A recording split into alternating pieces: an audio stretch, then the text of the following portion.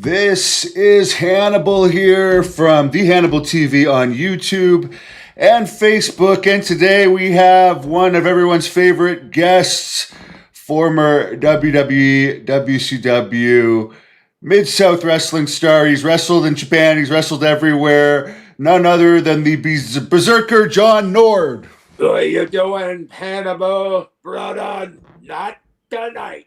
That's a Jimmy Snuka one. Well, you can steal that now that he's gone, right? Yes. That's what Snuka said when we were late for the match. The guard goes, "You can get in. You can still make your match, Jimmy." And he just goes, "Not tonight." And he drove away. What building was that at? Huh? What building was that at? Madison Square Garden. Oh, really? You know, Yeah. He was on one of the upper matches. I was on one of the lower, and we stopped at a guy's place that we shouldn't have stopped at and got something we shouldn't have got. And then Jimmy is like, I said, "Jimmy, you got to drive. I can't even drive." And pulls in the ramp. I missed my match. I've told this story a lot. You missed my match. We're going in. He goes, "Nord, you missed your match with Snuka. You can still make yours." And he couldn't hardly even talk. And he just goes, "Not tonight." And then he drove away. Yeah, I think you told that. A lot of people don't know that that's an effect that thing can have. It can prevent you from talking, and it can make you very paranoid. Yeah, and that's what I forget. It's like you got to know the evil of the drug. Yeah. That's how you get. So they're wondering, well, what do you mean? Like, yeah, you've ever taken it, you know you can't talk, and it's bad. Maybe one or two before a match might help you, as far as just not being able to feel pain. But you get any more than that, and you're going to be in some trouble. That's how it works. Yeah, and I was Hershey, Pennsylvania. The only time I actually was on anything during a match was I was with Jimmy again, and I was working against him, and I said, "Jimmy, you're gonna have to take care of me out there. I can't even. I'm scared. I'm paranoid." So I got all paranoid in Hershey, Pennsylvania. Wrestled him. It was like a night off. I just stood there and he bounced off me, And so I'm grateful for that. But that was the only time I got to say I was ever on anything, during a match. Yeah, I bet it. What would you take to go to sleep after if you're doing that? Like after a match for a couple hours, then the bars are closed, and then you have to get up to take a flight the next day. That's got to be horrible. It was if you didn't have anything, but we didn't know stuff was out there that existed maybe to help you go to sleep and get off how shitty you felt. But the main thing is, what did they have? Well, they had something called Halcyon, but they were kind of hard to get. All the guys in Japan always got them, like Bam Bam. He got them, and just a lot of guys in Japan. But I tried them, and they worked. They put you to sleep, but I never kept looking for them or nothing like that. So Yeah, and I think that's where a lot of the overdoses happen because you got the thing slowing down your heart and the thing speeding up your heart at the same time. exactly, and you go up and you can't go down that quick, and then kaboom, it explodes. And yeah, it's always the same talk, and you kind of hate these memories of these guys dying, and they get brought up a lot. And I just, yeah, I try not to talk about the Minnesota guys that have died as much as I used to.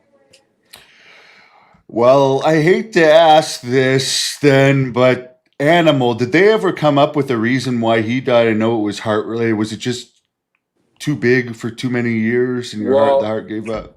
I think that's what it was, but I talked to a guy that had talked to his wife, and she said it was a combination of Viagra and using the roids a bunch of years, and then it just went boom. And maybe other things in there that particular night, you know. We've heard that even Lanny Poffo may have been using Viagra, and that may have been what got him his heart attack because he had moved to that place where there was a lot of young girls before he died, in the years before he died, and supposedly he was always joking about Viagra in the couple of years before he died. Yeah, and that was before you even knew what Viagra was, and then you go, I don't need that stuff. Who needs that? I'm good. I'm a young man. But some guys got going on it, and we didn't even know the word. I didn't even know the word till over the year 2000. Yeah. Well, you were always faithful though, right? Pretty much. You never hear about you being a womanizer. Yeah, I did pretty good. I wasn't batting 100%, but the main thing is I wasn't good at like starting a relationship with a girl. That's what always kind of got me was, so what do you go to dinner with this? You're married and then you're going to dinner with this girl? I mean, what do you talk about? The weather and your kids' bicycles? I mean, what's the conversation? So that always kind of made me laugh a little bit if you did. And some guys had the whole deal. They seen them all the time and had a relationship. Like, are you? No. So yeah, I got lucky on that one. I didn't. Yeah, because some would have I think Brett even mentions it in his book. He'd have a few in the same city that he would meet every time, and that's got to get complicated. Easier before cell phones, though. Yeah, that's right. Boy, ain't that the truth? Going to them payphones and calling the wife the next morning. Yeah, everything's okay. You're always hung over to the max, and you're calling the wife at 8 from a payphone, and because you don't. The first thing you do generally is not give your wife your hotel room number and your hotel. You just generally, we don't know where we're going to stay, and that, because most of the time I didn't, but yeah, for guys that were, yeah, it was pretty crazy that way. But who were some of the ones that were called like fence builders? I heard Tony Atlas may have been a fence builder, like that would like take the rat and then get all jealous when the rat would be with others. Yeah, there was guys. Is that what they call them? Apparently, yeah. They suddenly, when the rat bangs them or whatever, like they don't want the rat being with others anymore. Like, what are you doing with her? Or you see them walking down the elevator of a hotel, and they're holding hands.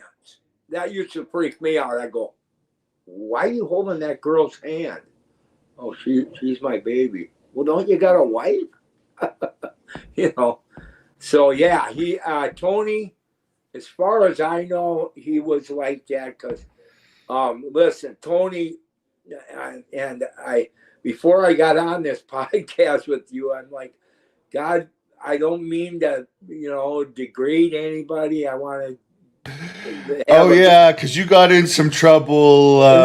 We won't say the guy's name again, but you got in some trouble the last time. You got it, but I can tell you, it kind of doesn't matter on certain guys, but Atlas, he was just a total goofball, and he's a massive liar too, isn't he? Oh, he's just shit. Last time I seen him, we were at the gathering 3-4 years ago. He sits down on Barry Darso's breakfast chair, and he sits down. I says, hey, that's Darso's. He just went to the restroom.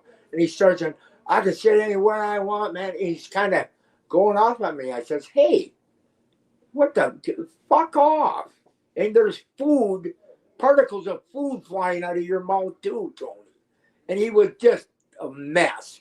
Not even high, just being him. And I had a really hard time with him. Oh, yeah.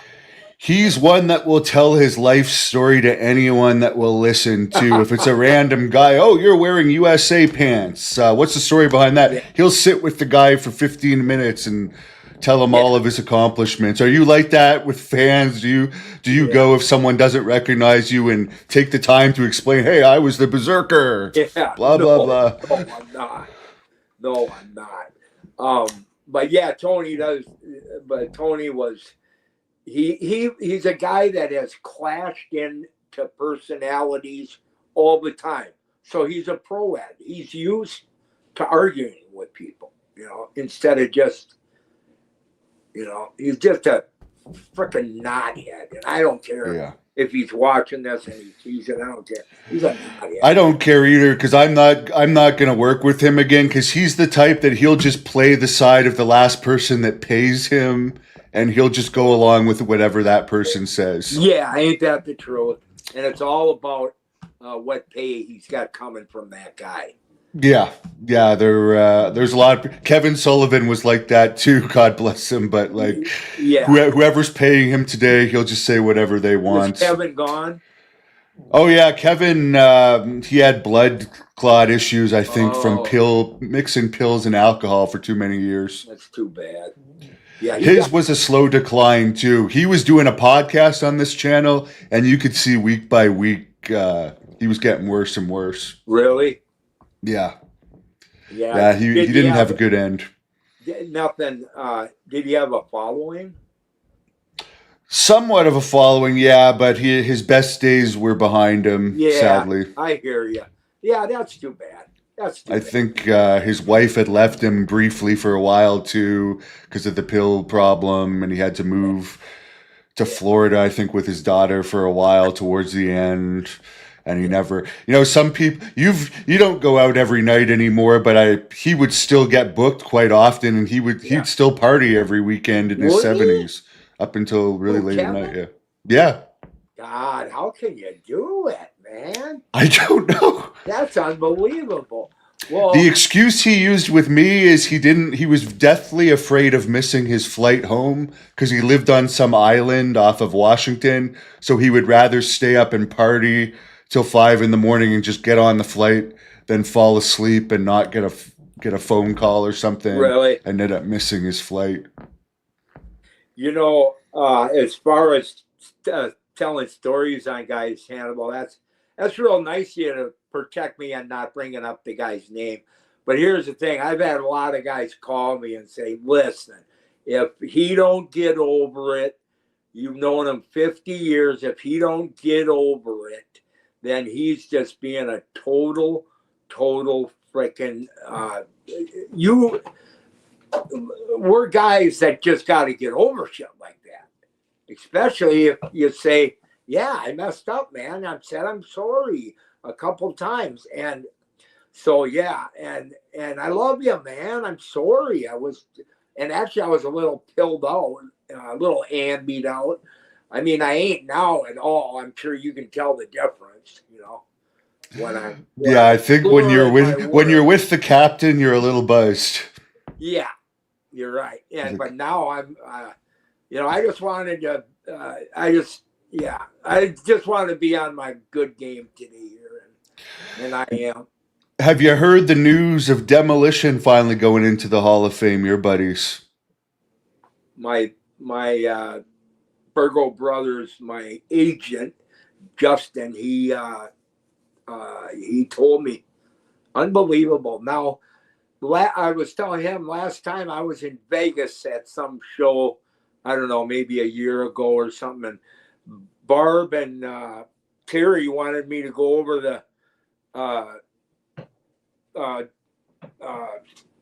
what do you call it? What you just said? The Hall of Fame? Yeah, and I'm like, nah, I don't want. Why are you going over there? Oh, to watch it. While they were going over there to Brown Nose, and those guys deserve to get in it. I'm not saying that. It's just it does prove if you keep going up to Sean and Triple H or whoever and saying, "Hey, brother," it speeds it up, don't it? 100%. Yeah, Right? 100%. And it means like, hey, it worked for Tugboat. I mean, I'll be honest, I can't tell you one good match Tugboat ever had. Oh my I God! can't. I'm sure he's a very nice guy. I've interviewed him, but how is he in the Hall of Fame? I'm How sorry. is that's what I'm saying? It. Oh man, you get me going on this. Kurt used to call him Snugboat, because of his underwear. So, but I agree. It's just like, fuck, I worked 10 times harder than he worked. And why do they always pick these guys that are just, you know?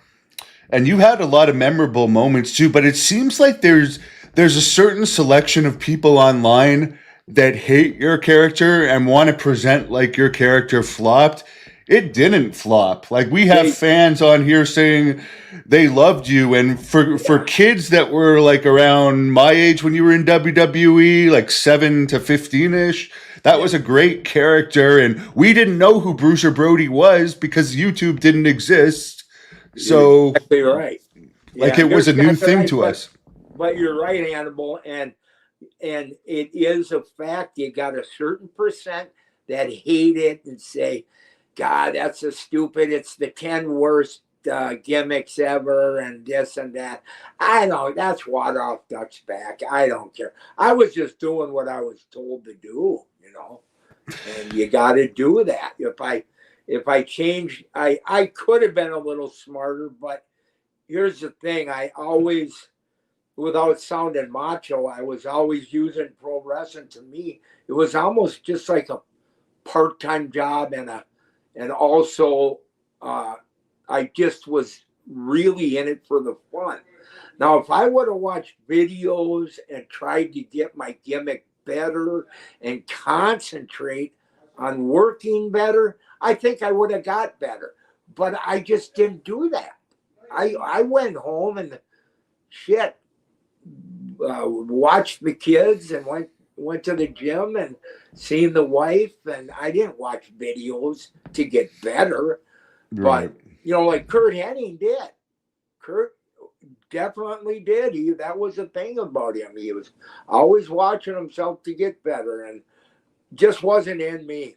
And it wasn't in a lot of guys, I guess. But And you guys were on the road a lot. They're lucky if they wrestle a couple times a month these days because they only do TV tapings pretty much. House shows are rare, and it's not like you wrestle on every TV taping. Only a select few wrestle. that's Um, right. That's right. they're worse than they ever are. They're less experienced, making more money than ever, and having to travel less than ever. Yeah, They're just crazy. milking the cow right now off of what you guys built, and Yeah, eventually ain't it's going that to run out crazy? of milk. And I heard there's guys are getting smaller and smaller. I don't know. Maybe not. Yeah, overall they're much smaller. Are Overall they? they're much smaller, Are they? but I there's still never some big watched. guys here and there. Yeah, I It's never very watched. spotty. It was very what? Spotty, like it's Yeah, very every single thing is choreographed. You have no freedom anymore. The agents have to approve everything you do. nothing off the cuff. Everything's Right. if them guys were to do something off the cuff, they'd come back to the locker room and get reprimanded. Right? Yeah, 100%. They actually showed that they have a whole show called Unreal now, Yeah. which I don't know if it's good to show. It shows them hugging and crying after every match. It's like, No, honestly, did you do that in Mid South? Oh, let's have a good cry. fuck Come on, Steve no. Williams, let's hug and cry it out. Oh, fuck no. Let's. I'm gonna. If there's any of them guys listening right now, I'm gonna tell you, you're some ridiculous motherfuckers. That's like ridiculous, you guys. Jeez, keep it a manly. Keep. You gotta It's keep. not manly. You can't defend it anymore. And like No. they all hug Triple H, like, oh, it's Triple H. Let's give him a big hug. Oh, Oh he's like God. the big daddy of Yeah. everybody. Exactly. It's like, Are you? Hey, why I'm thinking of it, Hannibal? Are you coming to SummerSlam in Minneapolis next year? I doubt it, This but year? This August. it's this This year, August? yeah. Oh, I think you Brock ain't. Lesnar's retiring maybe on it, I hear. Well, me and Justin, my agent dude, we were talking about Brad Rangans because everybody's trying to get his photo or his deal. And well, with Brock retiring, we're pretty sure Brad will come down with Brock because Brock's Canada, Brad's in Fargo, and that'd be a good deal because I talk to Brad probably 5 times a week, and it'd be a good deal for somebody that would get the only Brad signing and interview. He might do it, you know. So if you're interested, let me know later. I will definitely think about that. Is Brad still close to Brock? Because he trained Brock a bit, right? Very close. Very close. Yeah. Now, does he talk to him every day? No. But he talks to him once a week. But they're close.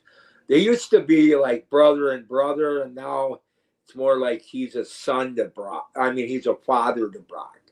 And Brock saved his life, brought him in the hospital. But they're both up there by the border, and they both are hunter fishermen type shit and talk about John Deere tractors and all that. And but he would, if he drove down, I mean, he'd go right through Fargo. So I got a feeling Brad's going to become with him, and I'll find out on that. But that would be a good signing for somebody, you know. Someone's asking if you had much interaction with Mad Dog Buzz Sawyer. Mad Dog Buzz Sawyer. Yeah. No, Rick Rude introduced me to him once. We were at a hotel in Mid South, and it was the Hilton, which was in New Orleans, and Rick was running with them. So this is '85, and Buzz Sawyer. I'm like, this is my first year basically, and I'm in the hotel room, and then I go in the bathroom, and they don't know I can't hear them through the bathroom door, and I hear Buzz Sawyer go, "Oh, does he have a good attitude?" They're talking about me, and Rick says, "Yeah, he's a great guy. I grew up with him." And Buzz goes, "Yeah, because if he doesn't have a good attitude, you know what we got to do." I'm like, "You fucker, bring it on, you piece of shit." But yeah, so that's why I don't know if I ever seen him after that, but that always bugged me. Like, don't give me that. Does he got a good attitude? But that was the days of having. You better have a good attitude if you're going to get in this. That's just how it was. Yeah. I understood what he was saying, but I just didn't like him saying it, in my hotel room with me in the bathroom. Right. And now a lot of the wrestlers wouldn't even make it because they're paid to train and Yeah, they're babied all the way through. So if someone even tried to rough them up, they'd be out the door right away. big time, big time. It's a totally different deal.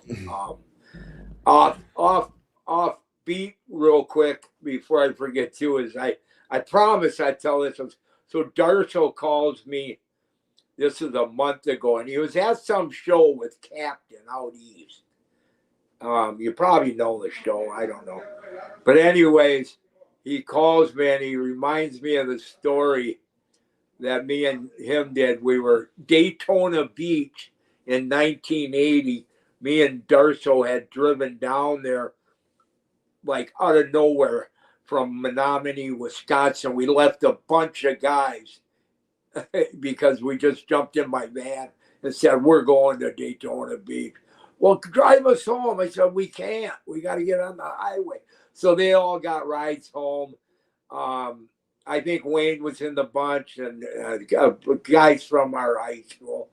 But anyways, we were on the 6th floor of the Texan Hotel, and we were just constantly bombed. Well, Darce, I said, and then I start my shit. I go, I got a shit, Darce. And so I get up on the balcony and I got my butt hanging off the balcony. And Darso's hanging on to my legs. But he's telling me this story that from Nick. And he goes, can I tell that right now? I says, hell yeah. He goes, and I was hanging on to his legs. And then I shit. Sorry, Hannibal. I know you don't. And the droppings hit like almost every floor. So it was a brown stain on a white balcony, cement. Well, fast forward 11 or 12 years later, and we're driving by Daytona Beach. Sure as heck, there it is, the stain on the balcony, cement balcony, still there. They were faded. Oh my God. Still there. And we just had to tell that story. That's all. I've had some problems with Jacques Rougeau lately. Someone's asking about the Mountie. People did not like him backstage, right? Nope. Was that just because he's very controlling, and if you didn't do what he wanted in the matches, he had bad attitude, or what was it about him? He was kind of arrogant.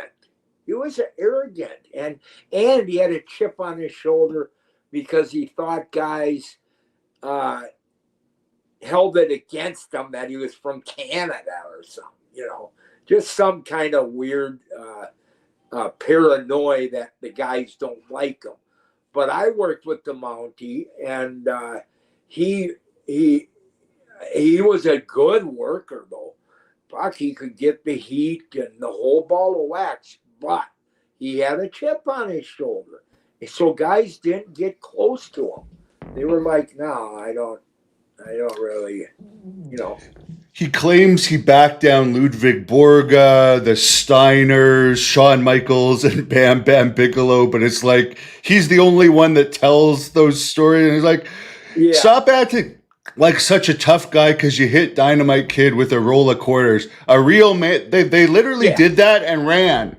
They literally ran to Vince's office right after. How does that make you tough? Like, yeah, that's right. And then it rolling on the other guys. Now, since you're so tough, you back Bigelow down and you back this guy down and that guy.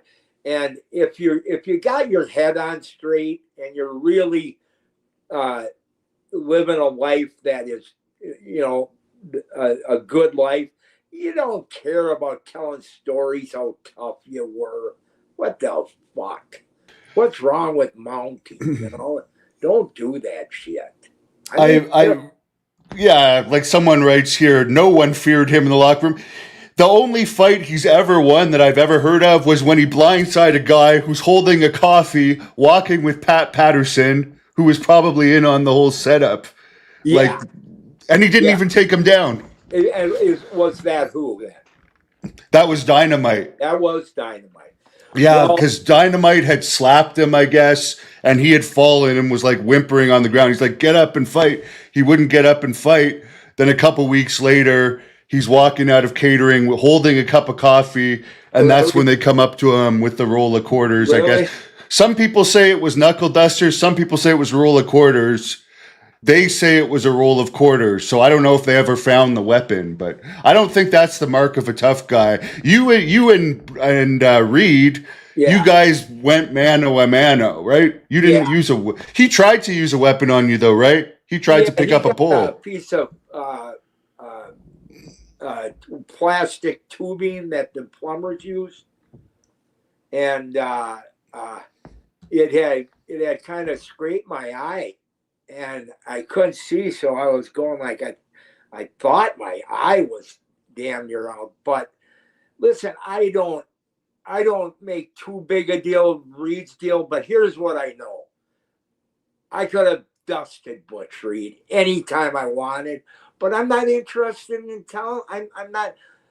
That ain't gonna do nothing for my ego, And me and Butch hanged around each other after that, but.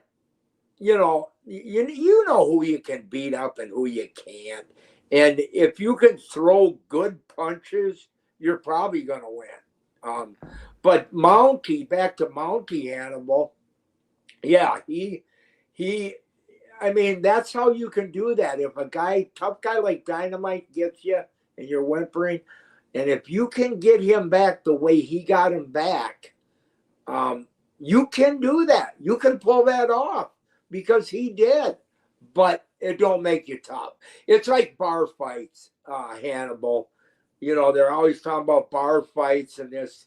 I seen him squeeze his neck till his head was purple. Oh, with Haku. Well, yeah, well, and then Rick Rude too. Once the grappler tells the story, and I love Rick. I grew up with him, but it don't make you tough on a mark in a bar. Those stories shouldn't even be told because that shit don't count. Right. I mean, anyone can beat up these jobbers in bars because they're drunk half the time, and yeah. And if you get the first punch in, you're gonna just destroy the guy. But not to say Rick wasn't tough. He was. You can tell by looking at him. He could punch like a mule and all that. But Rick wasn't.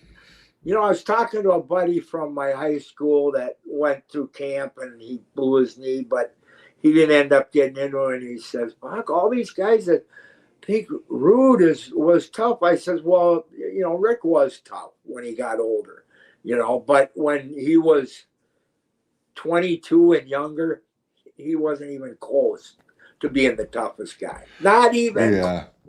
But when he got older, he matured, kind of like Kurt Hennig. But didn't he have some sort of fetish where he liked to fight though, when he would set up? Paul Bear tells the story. It's online where he would set up people to hit on his girlfriend because he liked to beat up people that hit on his girlfriend because it turned him on to have sex with the girls after he beat up the guys. You know what? Sadly, it was kind of the stuff he would get hooked on. He would get hooked on certain fetishes, and Rick was very strange that way. And I've heard a lot of MMA fighters actually have that same thing. I don't know what happened there, but you were in the middle of talking about Rick Rude and his fetishes. Yeah, and he that's how it was. And you knew it even growing up with Rick that it was dysfunction madness all the time. Even Nancy told me, and his dad, last time I seen his dad, he walked in the bar and he had dementia and he didn't even know where he was. And literally, this is a true story. I was at a bar named Steve-O's. Literally, he came in there and I'm like, "Dick, John Nord, Dick." And he just stared and he had these eyes. About 15 minutes later, two guys come to get him. It's like he got out of the institution and they had to come get him, or nursing home.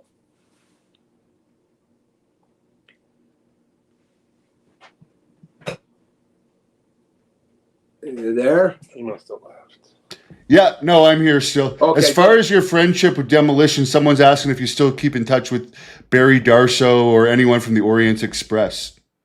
No, I've seen Tanaka and Paul Diamond. I never was close to, but I like Paul. But Barry Darsow was one of my best friends. We was in my wedding. We grew up together, but Darsow. Darsow, you don't get a better guy. And I remember guys back in the day, they used to think God, how did he get these spots? Because he's not really the toughest guy and all this stuff back then. And let me tell you, Barry Darsow could play baseball. He could hit the ball a mile. He was a hell of a football player. And there was nothing Barry couldn't do. He was fast, deceivingly fast on foot.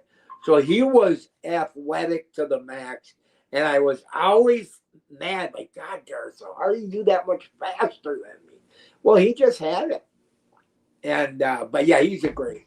Don't come no better. You guys know that. I know Marty Jannetty is like a compulsive liar. He was saying for a while Pat Tanaka disappeared and nobody could find him. Do you think that's just Marty I making up think that stories? Marty, when this thing about killing a guy in the river, I went Yeah. up to Marty and Tanaka at the Las Vegas show a year ago. And I looked at it, I said, you guys are the two biggest liars in the whole business.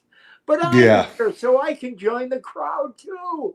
And I said, Marty, don't give me this. You killed some guy when you were 10. Cut the dramatic shit. You don't need to. That kind of stuff just don't happen that way. You know, they always find the guy. And so Yeah. They did a whole investigation on that and they found in the end that it was bullshit. Well, there you go. Yeah. Certified bullshit. So, and it don't make you mad, but I was just laughing at them guys like, you guys, come on, don't be telling these big whopper stories. And Marty just laughed. He knew he was guilty. He just laughed. Yeah. He just missed a big autograph session in the UK, apparently. So obviously he still sadly has his demons. Does he? Yeah, because he missed a big autograph session that I guess he was booked for in the UK. In the UK, and I bet you they gave him his money too. Half of it. Well, that's usually how it goes, I guess, right? You're right, Hannibal. That's actually always how it goes. I guess he's living with his wife and the wife's sister and the wife's sister's kid now, all in one house. Lots of fun for him. Well, yeah. Marty's a great guy. He's just a little he's screwball. He's nuts. He's hopeless at this point, right? He's not going to change at this age, right? No, that's a good point. They don't generally. You don't change. Let me tell you, I got my demons. There's certain ones that I just basically go, I think they're going to be there till I die, but I hope not. I'm still working. But you avoid them now, right? It's not like you don't really leave your house too much these days, right? I don't, Hannibal, and I don't drink. You know, my biggest thing is maybe I run into some Xanax or some benzos, and then I take them, and then you could probably be prescribed Xanax at this point, right? If you wanted it. Yeah. But you always run out, you know. So, but the main thing is sometimes people will call you like after you took one, and all you want to do is go to sleep, and then they go, God, were you fucked up? And I'm like, no, I was, but I was going to sleep, you know, and that. So, but it's just it's all timing on the pills. Just stay in your bedroom, stay safe, and that's all. We're too old. We don't go out. Who goes out downtown? Shit. We're way too old for that. How far are you from Minneapolis these days? Oh, 20 minutes? 20 minutes. Yeah, 20 minutes. What do you think of Jesse's recent crap trying to get in the news saying the U.S. should join Canada because he's claiming Donald Trump is a draft dodger and just doing whatever he can to get in the news again? I seen his deal. I seen him coming out of his high school, Roosevelt, right? And if you watch it, all it comes down to is Jesse, because I've known him since I've been 14, since he's been 8 or 21, 22. And all it comes down to, he's come out. I knew it was coming. I called it. I said, watch now. He's going to put it all on him. And Jesse goes, I was, look at what you guys did to me. I was minding my own business, and now I might have to become governor again and save this situation, you know. And Actually, he's saying, "Oh, I'll be president again." He's been saying he's going to run for president since he was governor back in the '90s, and he never Big time, has. big time. And and he knows that it's kind of spooky. He's actually he's got no chance, but he's kind of does have a chance. You know, if all the cards fall the right way, he technically could get elected into the governor again. President, I don't know, but here's all you got to know: it's always about him. He thinks his 100%. yeah, he thinks his opinion is the most important thing on this blue earth that we live on, out of 9 billion people and God. You know, that his opinion's the most important thing going. And I got no time for it. God almighty. Yeah, I don't think he's with WWE anymore because that Saturday night main event bombed. It got canceled Oh, on did it? NBC. Yeah. Oh, because it was the big deal that he got a job again there. Yeah, which he was probably made a fortune for, but it wasn't a success. Well, how long did it last? I think 4 or 5 episodes. Really? Yeah. Well, there you go. Yeah, he probably came out with, I don't know. He was just forgetting. He wasn't paying attention, and I don't blame him. He wasn't. He didn't know like the right backgrounds of anybody, and he was getting confused and so forth. So they gave him less and less each episode. Towards the end, he wasn't even Really? calling a match. Yeah. I could see that though.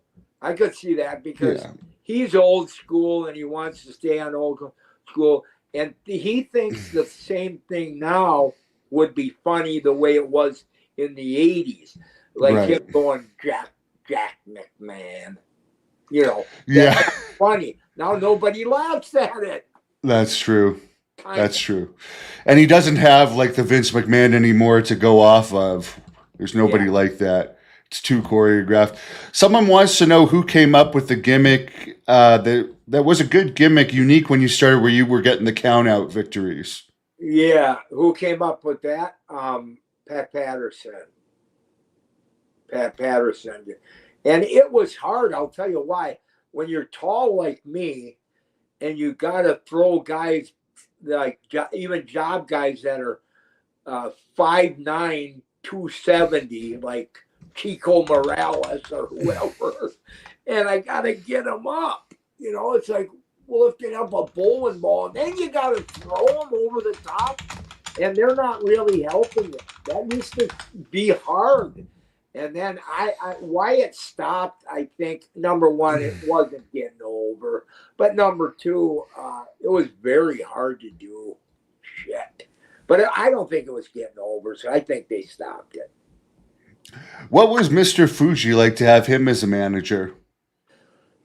He was fun and he was smart, and I should have took more advice from him. But Fuji, in many ways, can be like a Jesse Ventura. It's always about Fuji, because Fuji, not necessarily as bad as that. I take that back, because I loved Fuji, but you got to remember, he was like, he had that thing in his head, get Fuji over, so he would slam his cane. Do you love it? Do you love it? And he wanted to be on the camera as a manager, and he wanted to get as much talk as he can on the camera, and that's what I noticed. And I was just, Did you hang out with him outside the ring, or did you travel with other people? A little bit, yeah. A little bit. I did. He loved hanging with Henning, Darso, and me. He loved the Minnesota guys, because we treated them with respect. I seem to remember, I definitely saw you against Bret Hart at a house show in Ottawa, and you did not have Mr. Fuji there. Yeah. Did he wasn't there all the time, right? No, he was not. That's right. That's right, Hannibal. And you were the main event that night. I remember it was February 9th, 1992. Really? You and Bret Hart were the main events at the Ottawa Civic Center, where I'm from, and there was about 8,000 or so fans. And Really? of course, Wow. Bret won. Surprise, What? surprise. Yeah. But Brett and won. then you Yeah. came back on the next show. There was it was a TV taping, and there was a 40-man battle royal, and you won the 40-man battle royal. Oh, yeah. I'll And the tell you same what, show, you had to Ottawa wrestle the Undertaker, and then you lost to the Undertaker. did. Okay. So I think you wrestled 3 or 4 times that show. You wrestled the Jobber, Did I? you won the battle royal, then you wrestled the Undertaker. Well, you know what? To Ottawa, here's what I say about Ottawa. I think Ottawa was one of the most beautiful, clean towns I've ever been to. I always said that. To me, and I'm not just saying that. It's what a nice freaking town to grow up in. I don't know if that's true, but It's clean, all right. Yeah, yeah. but maybe there's homeless places and all that. Well, it's the capital, right? So they Yeah. keep it fairly clean. But the Huss thing was over. You were over in Ottawa, 100%. So no wonder you like it. Someone was asking where you got the Huss from. Well, there you go. There must be a subconscious thing. Where I got it from was Bruiser Brody. I met Brody in Japan in '85, and we got along good. And Frank, treated me good, and I didn't know what was even going on hardly. And then he says, "Hey, if we tag up someday, we're gonna just do my shit that I'm doing right now." And Frank was doing the, kind of the Huss, but he was doing this and a little bit Huss. So that's where I got it from, and that's why I just tried getting something that I could get. Yeah, get your cardio back, right? You get blown up. Huss, huss. Yeah, waste some time on it, and then so I don't have to keep moving. I can stand it Huss instead of keep moving. Well, I respect you as a wrestler hugely because I saw a match from you in Maple Leaf Gardens where you're jumping that 5 foot in the air. Yeah. Like, for anyone that doesn't know, to wrestle a match and be jumping up and down like you were, that's almost Ultimate Warrior level, blowing yourself up just to get over. Oh, it's terrible. It is. It's terrible. You're like, holy shit. But I'll tell you what, when I started in the WWF, I would blow up, with wrestling like Coco. And then after about a year in the WWF, boy, I could, there's no way, I would never blow up.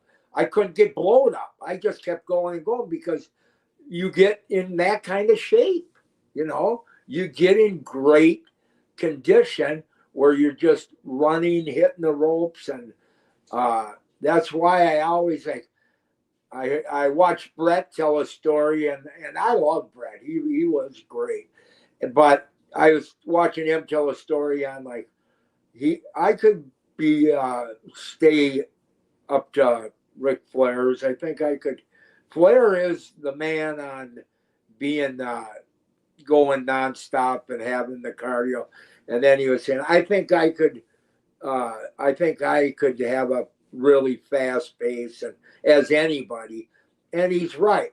But I wrestled Bret enough where I know I could go head on head with him and just go nonstop for as long as he wanted, But I mean that nice because I love Bret, Did you hear that big hoopla with Flair a few months ago where he went on some podcast and said that Hulk Hogan actually died of street drugs and then he took it back a few days later? It's like, really? Why are you spreading that about someone that's supposedly your friend?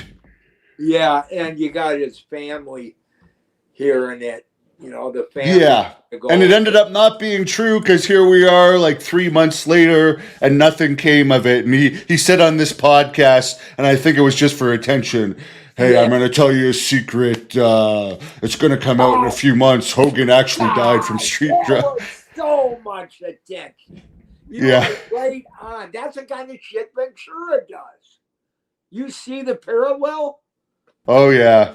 Yeah. It's unbelievable. It's like, dude, you don't even know. We see right through you what you're doing. You're just trying to tell some mysterious story. First of all, Hogan, there's no way Hogan did. He was 70, what, 3? Yeah, he was about 73, yeah. Okay. 72 And maybe when even. you're that age, you don't think, and when you don't need to put street drugs in your system anymore. You just want to go to bed by 9 o'clock at night. You're Exactly. 73 years old. You're not going to do that. Especially with a wife that looked like Hogan's wife looks. Yes. That's Yes. You stay home at night. You could care less about street drugs. The only time you want street drugs is when you were young.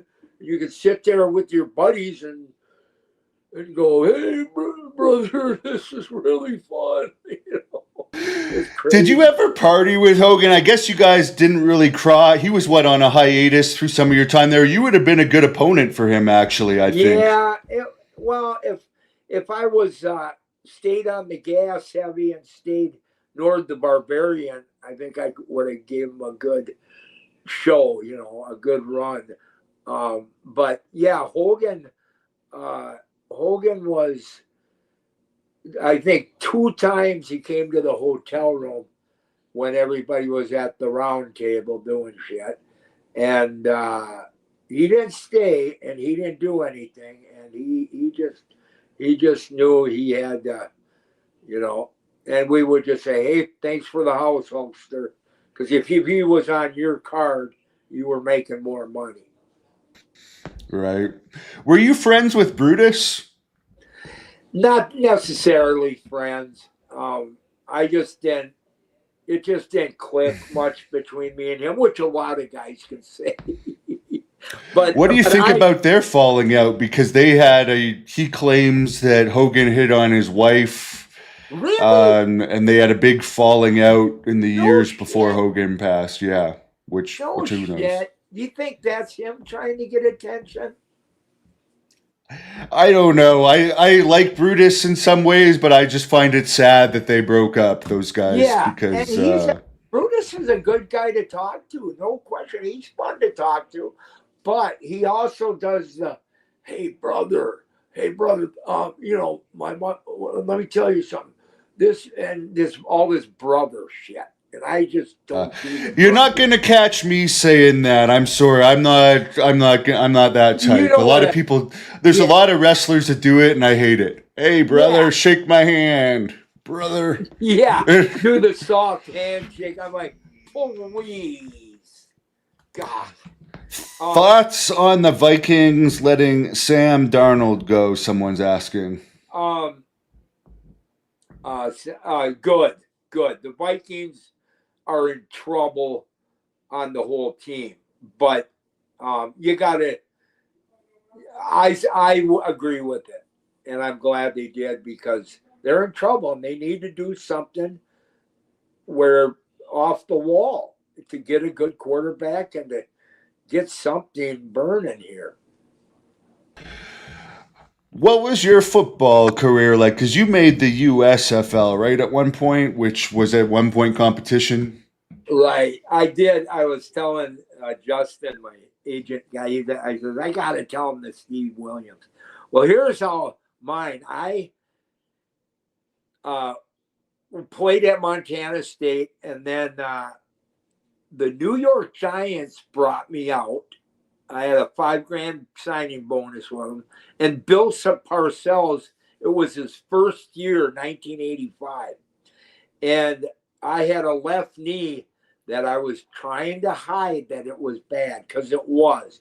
It was just kind of felt like a piece of something was in there. And they had this little doctor, and he failed me on the physical to go to mini camp for the Giants. And I was pretty shook up because I was in good shape. I was on the gas, I was benching close to 5. Anyways, so all of a sudden, Bill Parcells calls me in his office And he says, yeah, John, I got a bad news for you. The doctor failed you on the physical. And I got like watery eyed. I'm like, fuck, I ain't even going to get a chance now. And he goes, but don't worry, I got a job for you at the New Jersey Generals. So I took it. New Jersey Generals head coach was a guy named Chuck Fairbanks. Anyway, so I went to the Generals. Well, my first day there, of course, I see Herschel Walker, which I still idolize him because he's the coolest, biggest athlete I've ever seen alive on this earth. But that's another story. But anyway, so I'm in there, and here's this guy from Oklahoma walking around with a big gut, but he's got veins in his legs. And who else is it other than Dr. Death, Steve Williams? And I didn't know Steve Williams from anybody. But then I looked where he was from when I was in the locker room, and he was from Oklahoma and a two-time All-American. So this guy was a badass, and especially then when he was young. But so I'm there after about a month, and I'm watching Doc. I'm on the bench, and I'm watching Doc just run. He was playing nose guard. He was all over the field, and he was doing good. And but they didn't like him because he was out at night, smoking hashish and other things. I mean, that was Doc. But birds of a feather flock together. So all of a sudden hey, Doc, do you want to go to the sports bar? So we went to the sports bar together and this and that. Well, about a week later, after about a month and a half, we were scrimmaging live one afternoon against an old tackle named Greg Murtha, and he was from the University of Minnesota. All of a sudden, boom, Doc accidentally falls on his knee and blows this guy's knee out. And this guy, Murtha, starts screaming, he did it on purpose. That fucker did it on purpose. And his knee was blowing. And this guy's like 6'8", 260. And his knee was blowing. They took him out. Well, and this is the first thing Doc said to me when I seen him in Mid-South. I walk in the locker room in Mid-South the first day of being down there, and Jake helped me. But I seen Doc too, and I said, Steve Williams. And first thing Doc, you know how he talks to. He said, hey, man, do you believe them fuckers, what they did? Man, they cut me. They thought I fell on Murtha's knee. That big baby, man. And Doc was an outlaw, and Greg Murtha was their baby, But Doc going, you believe they cut me, man? The day after that happened, they cut Doc. But me and Doc were running around. Doc was smoking his hash. I didn't like smoking anything. But I was drinking, and I would have did blow. But we're running around these hotels because they put us up at the Sheraton and they paid for our room. The Generals did. So I stayed there, 3/4 of a season at the Sheraton. But anyways, long story short, me and Doc running around. Shit, next thing you know, we're hiding behind Coke machines at 2 a.m. And Doc was just, he was just a badass dude that had veins in his legs and a big gut. He was a 2-time All-American, and he was a good football player. And but they cut him because that happened. Did you ever see him in action in any of his famous bar fights? No, actually, I never was, and I could tell you the time he was knocked out. I watched that, but I'll tell you this, that was so far past his prime and ability. Doc is a guy, I think if he fights somebody, you better be in a different situation or something, because Doc's tougher than that. That guy got the big punch in, and he's a tough fucking dude. Don't get me wrong. What's that guy's name? Which one? The guy that punched Steve Williams. Oh, Bart Gunn. Yeah, he's a tough dude. I ain't taking nothing out of it. I mean, his fucker can hit like all get out. But I don't think the Brawl for All was such a bad idea, other than feeding them to a real boxer, because it was over until the time it's like, okay, this was the toughest of all the wrestlers. Now let's have them beat up by a boxer in 2 seconds and kill everything. That was terrible. It made the fans really didn't even know what to think. They're like, what? What do you think of CM Punk being the top guy in WWE now, who got his ass kicked twice in UFC? It's like, how can anyone take wrestling serious? Our champion got his butt whooped. That's the kind of shit that me and Justin just go off on. We're like, going, what is this shit about? And they want you to pay $25,000 per night to watch WrestleMania this year for nothing. There's no. Not even on any of the nights is there one good match worth watching.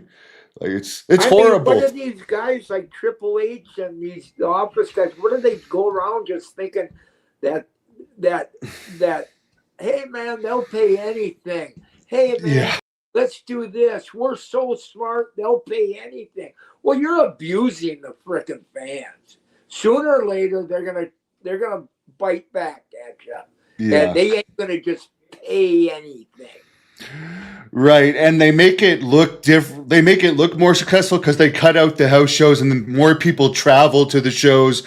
Plus, they get hundreds of millions a year from Saudi Arabia, so they can say, "Oh, well, our live event gates are up massive because we charge more, and we have all this sponsor." They even put sponsorship logos on the tables now. So if someone breaks a table, you have Slim Jim perfectly placed on either side. It just looks, there's no realism whatsoever anymore. Yeah, just keep it, try to keep it one tough guy against another tough guy, and have them go, have the fans say, God, I wouldn't want to mess with them guys. But that ain't what it is. It's a soap opera, a real soap opera. I'm sickened by this shit. Yeah, I don't watch it. I hate it. Do you have any Bill Watts stories someone's asking? Huh? Do you have any Bill Watts stories somebody's asking? Bill Watts? Yeah, well, I don't know. I got one where I was going when Mid-South, I was there for 9-10 months, and it was time, and my wife, I was newly married, and she's my high school sweetheart, a little beautiful blonde. And I'm like, and I'm down here making $35,000 a year, and in this system, my man, I couldn't even figure out. And I remember getting in my Lincoln, and I tried getting out of the arena, and I was going straight back to Minneapolis from Shreveport, Louisiana. I was done with Mid-South, and I was, but all of a sudden with Mid-South, Bill pulls in his Mercedes. I think it was a silver one or black, and he blocks me from going out. And he comes up to my window, says, John, women are a funny deal. Sometimes you got to put your foot down and be the man. And sometimes you got to do this and that. I'm like, yeah, okay, I'll try. So anyways, I go, well, I'll turn around here and park. So I turned around like I was going to park. He parked, and then I just took off from Minneapolis. So, yeah, it's just when it's time to go in your life, it's time to go. But Bill tried to stop me, but there was no stopping, Randy says he loved meeting you in Portland last year. Do you have any good memories of the Portland territory? Yeah, I got some great memories. I know it's goofy, but I loved being with the Grappler on the Breakfast Club and pouring cereal and that on Brian Adams and milk and all that. But in some ways, it kind of bugs me because when you're putting the boots to a guy for real, kind of really hard, and then also pouring shit on, and the guy has passed away, it kind of hits you different, man. But I love Brian.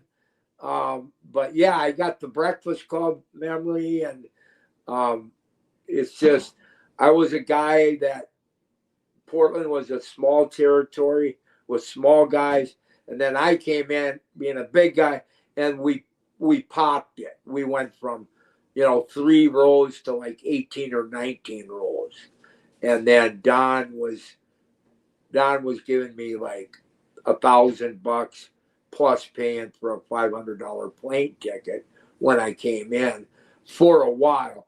That didn't exist because I got to travel for $40 because my wife was a flight attendant. But that's what I remember. I loved with Grappler being the booker. Yeah. And the hookup guy, right? I could do anything I wanted. Anything. I never had that. And Piper was in the background.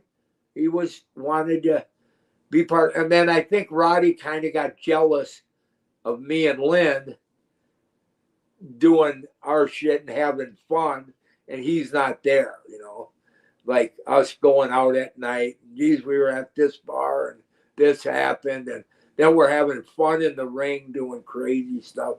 And Roddy kind of got a little jealous. We always talk about that. And then, how's Portland as a city to go out in and stuff? Is it fun? Not necessarily. You have to really dig in and be with the right guys. It's it can be, but it's like any city, Hannibal. It's if you find a good bar that actually girls go to, yeah, it can be very fun. But that don't mean the whole city's fun. I don't think it's that good a city, but maybe I'm wrong. What was your favorite city to wrestle in and why? Be honestly, I would say Nashville. And you guys know why, because the country western.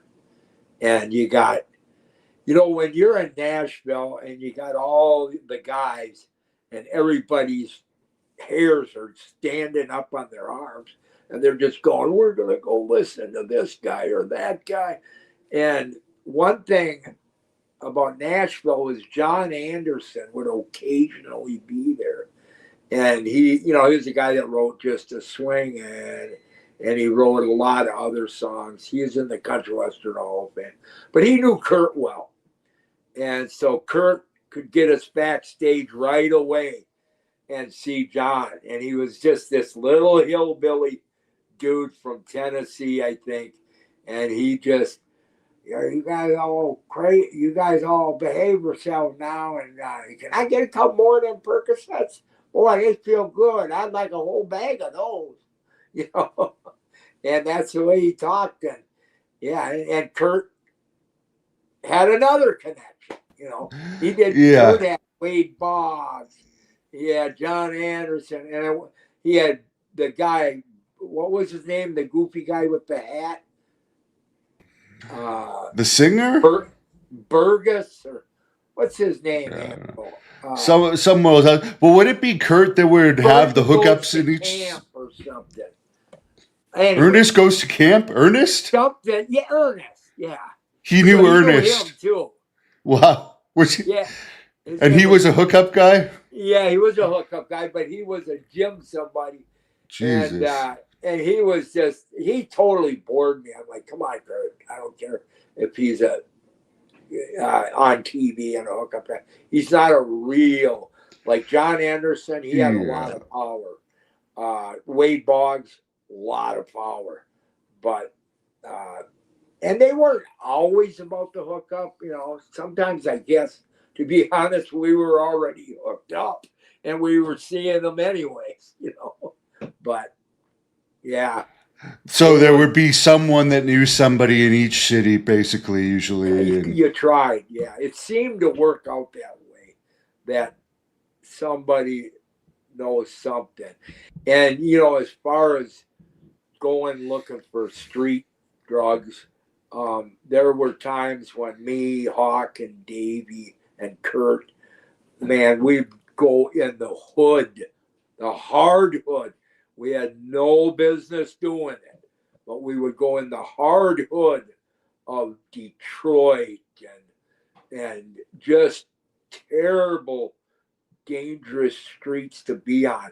And we were so gone that we just wanted to get the shit and get back to our hotel room and then sit at the table, do the shit, tell the stories, da da da. But that's what we did. Every night, no, but a lot of nights. Wow. Any stories of those days where you picked up fake stuff by accident? Because you'd have no way of knowing it. Like, that was before fentanyl, I guess. Yeah, it's scary.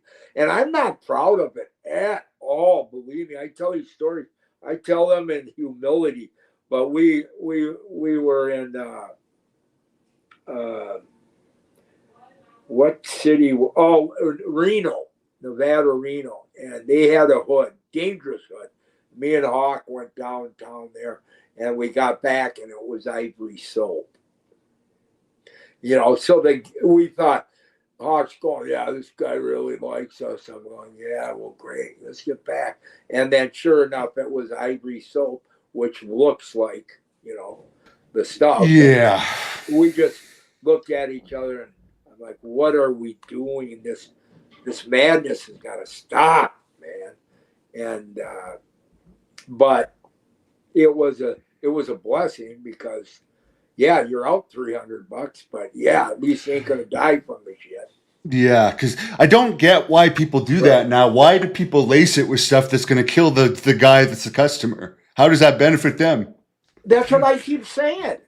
I keep saying that. I keep saying, well, the fentanyl will go if they lace it. Why are they trying to give them more? They're not paying for it. You know, why don't you just sell the fentanyl on the side? And sell this on the side. I don't know. It's a drug world that, as well as I thought I understood it, I don't understand it no more. What would it be a good party night for you after the match? Would you just be getting that, going back to the hotel room with a case of beer or something, or would it be you go out to the bar for a bit, do some stuff, and then you go back to those? What we really did was like we were in St. Louis, and when we get to St. Louis, there was a country western bar called the Jersey Cow, and it was just one of them great bars.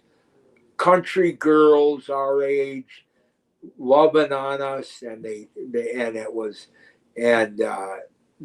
beers were reasonable. We'd order 3 at a time, and we'd be just singing country western songs.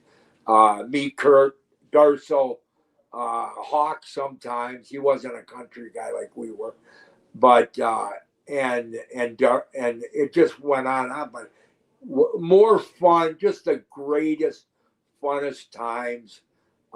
It was a lot of fun.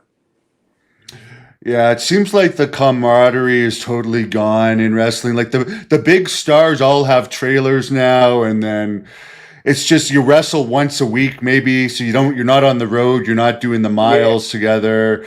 It's not like you got to. I guess the easy part is you don't have to come up with the matches. You just show up, and the agents tell you what to do. I guess in some ways, but to me that takes the whole fun out of it. Big time, and what I always said when I got to WWF, I couldn't figure it out. I'm like, now, I mean, it was different than it is now, but I'm just saying I was like, hold it, you did that match last night. Why are you doing it again tonight? I just couldn't figure that out. And sure enough, they did, because that's the easy thing to do. Have them the same match so you don't have to get creative. You don't have to sell what's been done to you different and try to learn and grow on being a pro wrestler. It didn't matter. You just have the same match every night. So I thought that kind of hurt the work of everybody. unless you're there 20 years, like Brett or Undertaker. Right. Then it's different. But if you're trying to learn quick and look good in 2 years, like you're really polished, or 5 years, yeah, try to learn in that. But you ain't gonna learn having the same match every night. A lot of them have their first matches on TV now, but it's just we just have to accept that it's a different business, and it's not going back. And you were blessed to have been born when you were born. Amen, amen. And I mean that. That is so true, and that's what I tell guys. That's what I was telling Reagans on the phone. I said, we were blessed. We were at a time and place in eternity on this earth with this job that was like nobody's going to do it that way ever again, never. And we had more fun and more, especially when you're with Vern. It was a lot of fun too. You drive up to Winnipeg and do TV, and it was a long, hard drive, but we would go to this place called the Polo Park Inn. Soon as you got there, you had, nurses that were ring rats handing you pills and this and that. And I didn't even understand about pills. I'm like, God, that makes me feel good, that thing you gave me. What's that called? I was that green. We all are at the beginning. But I mean, how much more fun could that get? Yeah, that was part of the fun of being the wrestler in the past. It was definitely. But it's also fun in the dressing room, learning and watching other wrestlers. Yeah. Look at that, like Ray Stevens. I mean, right. Some of the stuff he could do, lift his arm, 1, 2. And a lot of the agents are wrestlers that weren't any good wrestlers, and they're the ones telling you how to do the matches. Yeah.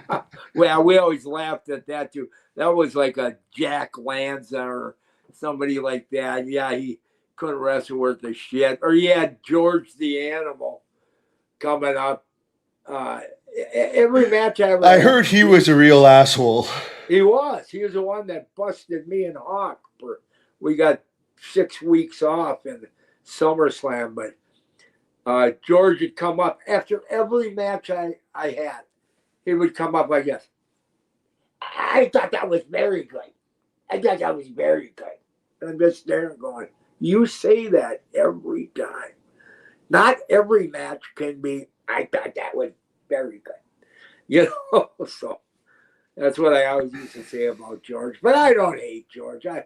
He's got his ways. I don't. He's passed away now too. I'm not sure if you heard. God bless his heart. Yeah, I don't like talking about dead people. Someone's bringing this up. I'm not sure if you saw this, but WWE posted, I think a couple weeks ago, you and Ric Flair against Macho Man and The Undertaker. Did you remember anything about that match? They reposted that a couple weeks ago. Yeah. I don't remember much at all. I know that Flair was for Flair. At the beginning of the match, he wasn't going to try to involve his partner with his stuff, And Rick, I can say this, that Rick wasn't a big fan of me because he knows that I was kind of, like I wasn't going to take any of his bullshit. I didn't want to hear any of his bullshit. I know he fucking lies, and he just, if he don't like you, he was in that Horseman group, and he ain't gonna go with the Robinson guys. Kurt can act like he likes Flair, but he didn't. And Rude and who was the other guy that one of us guys, but like Nikita Koloff was with him for a while. Oh yeah, Hawk, yeah. Hawk didn't like him. But we put, because Hawk was real, right? And Ric Flair was good at faking it. I've even heard Arn Anderson say it. He was good at faking liking people. He was. That's how you get that's how he got to where he was. And hey, don't get me wrong. Listen, Ric Flair, you worked your ass off for all them years. Hell yes, that's commendable. All that is. But I got to tell our side too. You know, we're entitled to tell our side of the story. And I can tell you that Rick was a brown noser that fucking was not out to help you at all unless you were in his brain from the Horsemen or something, you know. And so you had to watch him, and you didn't mind going. I would love it if Flair got in my face, because he ain't gonna win a match. He was not a tough guy. I mean, you never hear of Flair being in a fight. No, ever. you don't. Never. And just do the math on that. I think he attacked Eric Bischoff once, actually, but he had it. Did he? In WWE, like in the early 2000s, but it was broken up right away. And Bischoff said he didn't even feel the punches. It was almost like he attacked him, but was throwing working punches, which makes no sense. He said it was a very bizarre situation. That is bizarre. I don't get. That don't surprise me. But I can tell you that, he was a nice guy to talk to. He kept the action going, but he just absolutely. I had no qualms at all about shitting in his bed or something like that. None. If guys would come up and say, "Hey, we got Rick's key to his room," I went, "Really? Give it to me." And then I poured cottage cheese and shit under his covers. And that wasn't nice. But I can tell you that I did it because Flair didn't, you wrestled a tag team match with him, and he didn't involve you. It was all about you. So fuck you. So now you're getting shit in your bed, and there's nothing you can do about it, Rick. Nothing. So I know it's hardcore shit, but I didn't. That's just how it was back then. Wow. He always claims the 10,000 women. Would you see him with women every night? I mean, obviously he's been with some here and there. Yeah. He's been married. But would you see him with a different woman every night? Because you were going out and you'd be at the hotels. He seemed to have a good knack to end up with girls. I know once, and I might tell this, but I walked into the room and the door was cracked open, and I don't know who I was with. I was with somebody, but he was naked, and the girl had her, I think, underwear on, no bra, and she's on his back riding him like a horse, and Flair's going, and he's bucking and shit. I mean, it was like Sodom and Gomorrah right in front of me. And Rick's doing this horse thing. And he's bucking her and stuff. And I'm like, wow. And I was laughing, of course, actually. But now when you look back, you think, God, could it be any more freaking evil? That's Sodom and Gomorrah.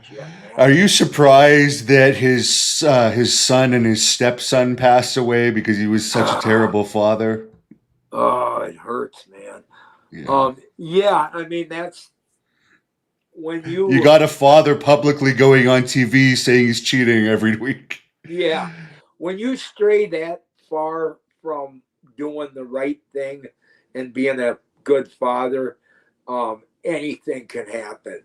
Anything. And that's what happened to Rick. I know I was a good father for, like the first 10, 12 years of my kids. Then I turned into a bad father because I couldn't get out of the system. I got in the DUI system and being on probation. And then the kids thought I was a bad father. And I was. I just couldn't get out of the system. But then I glued it back together the best I could. My kids are still estranged from me, but they love me and they talk to me, but not like I hope, Didn't you have to go to jail due to DUIs for a bit? And if you did, how did you get along in there? Did people recognize you? Not so a little bit, but I knew a few of the guards, and I was in the Hennepin County workhouse on the work release, and then I screwed that up, uh, and then uh, and then I was working inside, and I had to do a year, year and a day, or not a day, just a year, and but it was. I'm sure it felt like 20. Oh my God. I'm down on the first floor and shit, I'm doing my squats. I got more sweat on the floor. There's sweat going out of my cell down the cement to the next one. And these guys are like, what is he doing? The brothers, and then the brothers are up on the third floor. They're up all night, every night, throwing toilet paper and all kinds of shit. So basically, you don't sleep for a year. And it was hell. And then I lost my family. They thought, what your family takes is, why don't Dad come see us? You don't love us. And they won't let me out. I can't. I'm telling you, come visit me. But we didn't want our kids visiting their dad and seeing the jail system. We didn't want that. So that's why I didn't see them. But That sucks. So, what is the rule? How many did you have to have before they put you in there? That's brutal. yeah, it is a year. Well, it's Minnesota. You must have But had a terrible lawyer. I did. I did. I couldn't. I didn't hire. I didn't have a lawyer because I didn't have no money, and she had control of the checkbook, so I couldn't get a good lawyer. But the main thing is uh, years after it happens, it don't seem so bad. But while it's happening, I was just in so much emotional, physical pain that I just thought I felt like I just wanted to die every day, you know. Yeah, I was falsely in for 3.5 weeks, and it was hell. So I could only imagine what a Really, full year. And the wrestling politics I find really helps you in there because it's very political, isn't it? it's very Oh political. God. Yeah, well, yeah, all the guards liked me. That wasn't the problem. And because I'm a Minnesota guy, and I, you know, but the main thing is no matter how much fun you think you're having in there, you're missing your family so bad it feels like someone's got a knife in you, and that's what it comes down to. God, Uh, I'm glad everything's doing better now. Were you paid thank for that Judge Mathis yeah, thing? Yeah, that was a yeah, and, payoff, right? and and Hannibal, how we did that is I was running with this girl. Now I wasn't fooling around with her even, but I was just running with her because she worked at a treatment center up north, and I went through treatment, and I met her, and she wanted to hang around me, so we're running around, and she says, and we're getting TVs from Target on her charge card, my charge card. And it's when Vince signed me up for Legends. So you get a 10 grand check that you got to pay back. Right. So so we bought these TVs uh, after we ran out of my money. And then after we ran out of money, we pawned the TVs, which is totally illegal. And then she comes up with this thing, we can get on Judge Judy. And I said, okay, I'll do it. I don't care. It's good. It sounds like it's going to be fun. So we called Judge Judy. I talked to Judge Judy, not Mathis, but Judy. And she says, I don't think I want to mess with a pro wrestler. I think I'll pass on this one. So they shuffled us over to Mathis. He was a great guy, but I made up this story about she's got 300 action figures and she sold them for $2 a piece and they were worth this and this and that. And what happens is you actually have to apply in real court to go to Judge Mathis. You have to actually go through the process. But the catch is Judge Mathis pays all bills. So I got nothing to lose. They're going to pay. So what happened was they awarded her 30, I think $3,400, and she needed the money bad. So I said, "Well, give me 1,000 when we get it." So I was the whipping boy, but I was okay with that because it was a scam. And Judge Mathis, he was trying to keep it real. He was going like, "Well, what do you mean you went to Perkins? That's the name of a restaurant up here, Perkins." And he goes, "What do you mean Percocets?" So he got that mixed up. And he's like, it was just funny. And Mathis couldn't have been any nicer, but somehow, okay, she's awarded $3,340, and she got the money, and our scam worked. But I gave her the whole thing. She never gave me $1, so I get it for her. Did you ever have any interaction with Andre the Giant over the years? Yeah. Could you tell us any stories about him? I ran into Andre. I forgot what locker room, but it was out east, and he was wrestling Savage. And I was playing cribbage with him. Arnie said, "You want to take my spot in cribbage here?" And I said, "Sure." So he liked me because he heard, "Hey, John," you know how he talks. He said, and he loved the fact that he knew I was a heavy drinker, and he loved anybody that drank.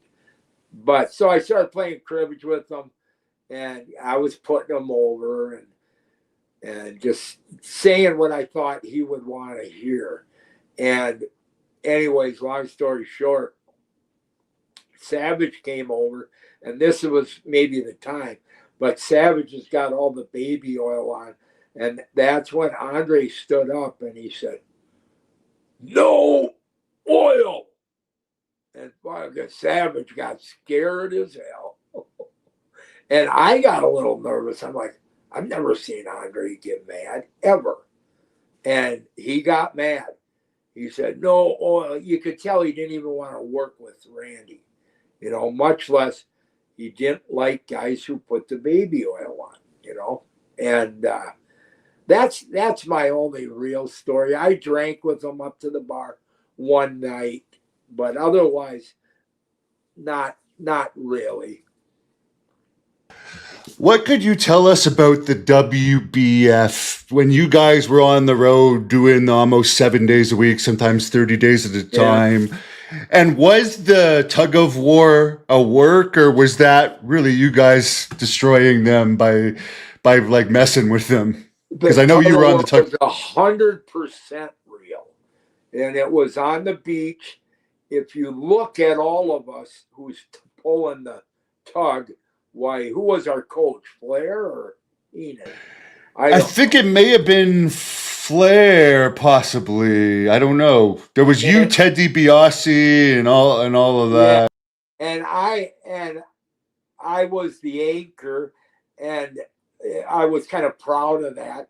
But here's the deal: is if you look, everybody is down about 40 pounds, and because Vince started piss testing, and all of us looked weak. But here we go against WBF, and we beat them. But it was a total shoot. Oh yeah, total shoot, and I liked it. It was fun. And at that time, like, you guys were being drug tested, and the WBF guys weren't, right? They were. That was not fair. It was unbelievable. Welcome to the pro wrestling. They don't get tested. We pay all the dues, and now you're testing us. And we need probably the help in our body to fly around, but you're giving it to them. But that was the kind of selfishness that Vince and the office were always in. They were always being selfish. They were always, the wrestlers were like cattle. We'll always get another one.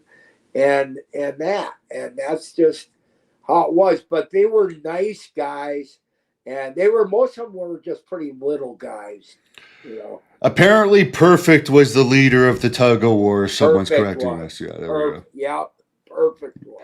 See, these we can always count on these fans. Someone says, "Hey, Mr. Nord, did you hug your opponents and cry after matches like they do today?" Fuck no. I can't see Mr. That's just the coolness factor is gone. Like, you and the Undertaker aren't like, woo, we really killed it. That was awesome. Yeah. You guys are like, okay, where do we get the 8-ball and the 6-pack? Yeah. Let's go and have some fun. Yeah. And don't get yourself wrong. The Undertaker and Paul Bear, when they would travel, they would pray to God somebody funny and cool like Kurt or Darso or one of us guys would jump in their car and need a ride to the next town. Because, and who would they get? They would get the Iron Sheik, all these guys, Iron Mark Sharp, all these guys that were no action and no fun. And Paul Bear used to tell me that. I would go, you want me or the Iron Sheik? And jumping in. He goes, oh, Johnny, we need you. We need you. And it made me feel really good, you know. But it reminded me, those two like to travel and rent the car, but they also liked one or two fun guys that were going to slam some beers and go off the radar with them guys a little bit, you know. Do you remember where the tug of war was filmed? Somebody's asking. Was it in Florida somewhere? Definitely Florida, but I don't know. It might have been Key West. It might have been West Palm Beach. We went there a lot. Someone brings up they had the Elimination Chamber pay-per-view over the weekend in Chicago. 2 long cage matches with no blood or weapons. This past weekend? Yeah. In Chicago, yeah. Oh, that's really, that'll draw them in the next week. Do you know who Dan Housen is? I hate to even ask you this. Who is he? It's I'm gonna take a picture for you. Okay, I'm gonna share the screen. Dan Jesser? No, Dan Housen. I'm gonna share a picture with you. Dan Housen. Okay. Where is it here? Dan Housen. This is their new big star. Let's look at his pictures here. This little, can you see this on the screen? Yes, I can. And Justin showed me. Yeah, this was the big feature. Vampire. Yeah, this 150-pound vampire guy. He came out of a box. It's horrible. Like a dead man? Like a vampire. It's just he's their next big thing. Yeah, they brought him out of a vampire they brought him out. There was 6 girls. They did a little dance. They walked around the ring and then they went back. But that was like the highlight of the pay-per-view. Oh my! It's just God. This guy doesn't look like he could beat his way out of a wet paper bag. Yeah, I mean, what do you do now? They can never have him go against the big guy because the big guy's just going to squash him. Or in reality, but what are you going to do? Have a big guy sell for this little shit?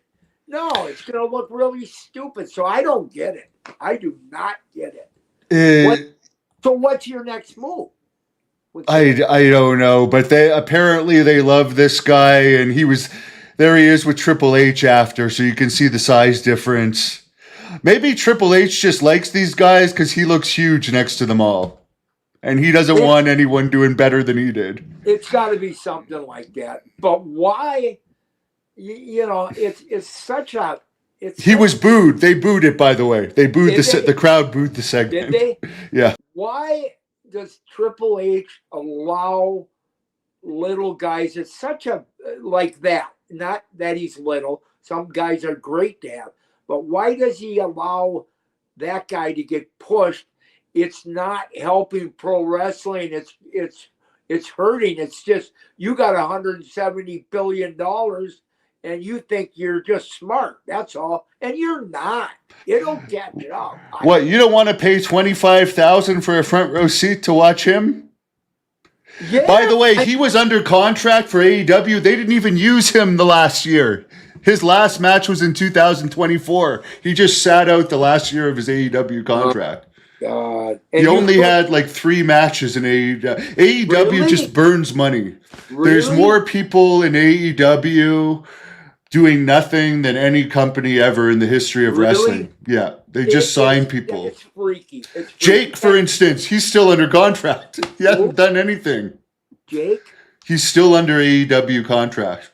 I know, and I'll tell you what happened is I talked to the grappler a couple days ago, and I said, "Hey, now tell me what's Jake doing?" And I thought he was going to say something like, "Yeah, they're starting to let him go. They doubled his salary. That's crazy. Doubled his salary. You're hearing it. I heard it from The grappler's friends with him, right?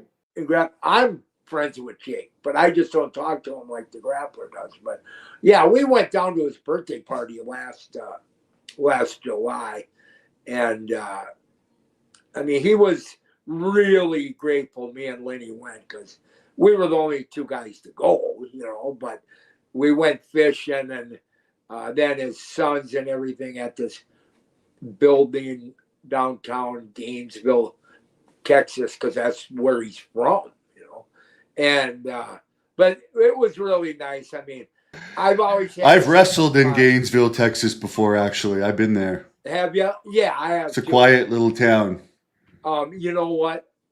Yeah, it is, and it's no town you're missing anything on.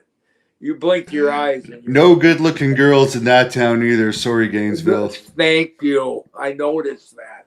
Yeah. But Jake, nothing's worse than going out after the matches and nothing. Yeah, nothing. And then you got to stay in that town, and now you got to make something out of nothing. But yeah, Jake, how lucky is lucky? I am just freaked out by how lucky Jake is. Wow. Well, they didn't even. I think Jericho's still under contract. He hasn't wrestled for them for a year. He's going to be jumping to WWE, but they have a policy. If you're going to be switching companies, they don't job you out. They just stop using you. So you just sit at home, collect a paycheck, and then the fans miss you. So when you debut in WWE, you're fresh. Unbelievable. And the owner of the A&E is Ollie Khan or whoever, and he's got unlimited money. It's crazy. And when you got unlimited money, then all of a sudden it gets by us, and we don't understand anything they're doing because it's unlimited money. But God, not too long ago, a decade ago, they were getting Jake out of a Texas house from doing crack. Yeah. And AEW saved him for sure because Cheryl's back with him too. She would not be back with him if he wasn't making $600,000 a year or whatever it is. She wouldn't be even nowhere close. I told her that too. I did because me and Cheryl talk when we get with Jake. But I told her that. I said, "Yeah, let's call it the way it is." But Jake, I mean, just to get that kind of money. And here's what I have a hard problem with. Me and Grappler were talking. Is, well, why don't Jake try to do something for you, Lenny? Or me? Just get us a one spot time in the arena and get a $1,000 payday. Something. But now all of a sudden you forgot about your friends. So that's why I don't really feel obligated. Because fuck you, you don't go now. Hey man, I've got this great deal. Now I'm going to try to pass it on and pay it forward. And I don't get it. Guys simply will not pay it forward, and I don't know why. And it's like it hurts. I think he just doesn't want to rock the boat. It's like, let me not talk to the boss because maybe he's going to realize I'm here still under the paycheck. Yeah, I know. But Jake, yeah, that's right. But Jake, you've got you're all settled in back in, you get your social security on top of all this shit. You're okay. But if you ain't, that's a thing that it takes balls to help guys, and I just don't see it. Lynn has helped Jake more. There's stories I could tell you about Grappler helping Jake when he needed it, and I know that them guys sobered him up, and what's his name, Bang, DDP. yeah, he helped them out. I know that was all real and that was all great, but I just don't see Jake. I don't think none of it means fucking nothing if you can't help guys now that you're doing good. Right. And Yeah. he's doing fantastic. By the way, I bought an interview with Scott Hall the other day to air on my channel, and he put you over like crazy in this interview. He Really? said he didn't here, I'll play it for you because you may not have seen it. Here, I'll share the screen here. Scott Hall on the Berzerker. Let me make sure the volume's up. Sure. Let's see, is it playing? Okay, hold on, let's play it here. This is shit I never watch because I'm always afraid. Nord's, It's gonna be. he should have been one of the biggest stars in the business, but he had other priorities in his car business and different things. Yeah. I don't know his business, but I enjoyed being around him, and I thought he was money. But like we were saying earlier, is that it was in the era when the business was changing. The guys like Crusher and the Bruiser and Mad Dog and stuff, their time was coming to an end. Yeah. And they were talented and they had their following. But now you have a guy who's 6'6", 290 with a 35-inch waist, Yeah. like Nord, and looks like a young Brody. And the business was changing. It was a crossroads there. Like, you got to put these guys over a little bit, but the older fans are kind of still with it. But it's a new era of fans now because of television. Television it's not a house show business as much as it used to. Anyways, yeah, he just basically said you should have been way bigger star than you were. Very nice of him. Yeah. That was very nice. That made me feel good. It really did, because I'm just glad Scott don't have a chip on his shoulder. There are shows that he did because there was times when he was with Kurt and we got along great and everybody was working out in Vern's territory. And then there's fast forward, there was times where Scott was in the WCW was making $22,000 a week, and I was making this, and it wasn't about the money, but I would just walk up to him and go, "Hi, suck ass, how you doing?" So he would get, but I kind of had a little chip on my shoulder, so I shouldn't have been like that, and I'm not like that, and usually I'm not, but sometimes you got to call and look at your faults in a mirror. And mine were, I would get once in a while a little bit mad that I'm not the top guy, Yeah, was there like a glass ceiling in WCW where do you think if you had done anything differently, you could have broken out of the position you were kind of stuck in WCW? Or was there a glass ceiling that, hey, they signed you for this much of a contract and they signed Scott for this much, you're stuck here no matter what you do? Right. No, the glass ceiling, no, in my personal deal, here's what happened. I all of a sudden in Springfield, Missouri, I had Bischoff come in and say, "Hey, I'm going to use your main event against the Barbarian. He's going to do a job. I need you to be super aggressive and we're going to start pushing you." And I'm like, cool.